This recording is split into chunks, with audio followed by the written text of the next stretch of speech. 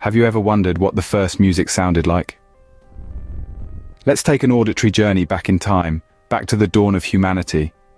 Picture our ancestors, early humans, finding rhythm and melody in the world around them, mimicking the sounds of nature, the rustle of leaves, the patter of rain, the cry of a bird. Now, imagine them inventing the first musical instruments. Bone flutes whistling haunting melodies into the night, primitive drums echoing the heartbeat of the earth under skilled hands. These were not mere playthings, but tools of communication and expression, used to add depth to their storytelling, to give voice to their joys and fears. Music was also a sacred part of their rituals, a way to connect with the divine, the spirits of nature, and each other. So, our ancestors were not just hunters and gatherers, but they were musicians too, creating tunes from the world around them. Can you imagine a world where music is not just for entertainment but a crucial part of survival? In the depths of prehistory, music wasn't something you'd simply enjoy at a concert or through your earbuds. No, it was so much more. It was a lifeline, a beacon of unity, a rhythmic compass guiding societies through the wilderness of existence. Music was deeply entwined with the rituals and ceremonies of prehistoric communities. It wasn't just about creating pleasing sounds, it was about creating connections, building bonds that would ensure the survival of the group. A tribe didn't just gather around a fire to enjoy the melody of a bone flute or the rhythm of a skin drum. They gathered to reaffirm their shared identity, to strengthen their collective spirit in the face of an uncertain world. Different sounds and rhythms had their unique roles. They were the prehistoric equivalent of a town crier, signaling important events, from the joyous arrival of a newborn to the solemn farewell of a departed elder. They could express a range of emotions, from the triumph of a successful hunt to the despair of a harsh winter.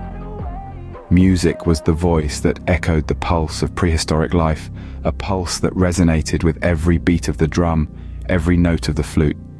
In a world without words, music was the universal language, connecting individuals and marking important events. It was the rhythm of rituals, the soundtrack of survival. It was the heartbeat of humanity, throbbing through the ages, shaping the course of our collective journey. So, how did we get from bone flutes to Beethoven and beyond? Well, as societies advanced from simple hunter-gatherer communities to more complex civilizations, so too did our music. The invention of new, more sophisticated instruments allowed for the creation of more intricate melodies and harmonies.